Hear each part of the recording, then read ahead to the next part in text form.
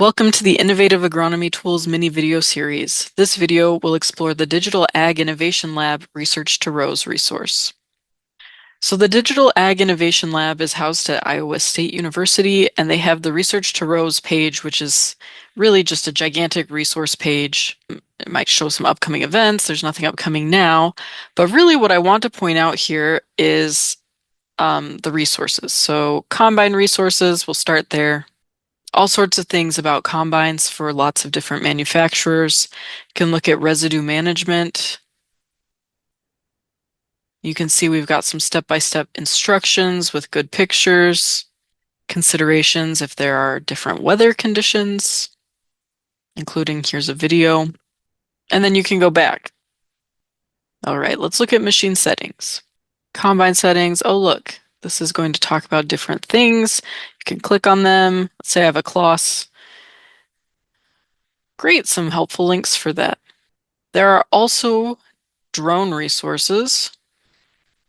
Let's say I want to look into agricultural drones. Okay, what kind of certificates are needed?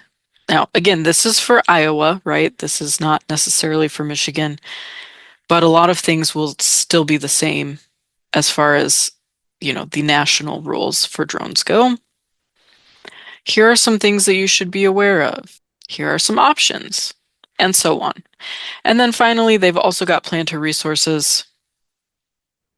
So you can look into how you're doing. Okay, this is a properly formed furrow. This one is not. This one is not. Here are the fundamentals of downforce. Here are some things about row cleaners. Got really good pictures here, lots of great comments, and they put a lot of really good work into this. Handy tools, and you can click on each one and there are videos.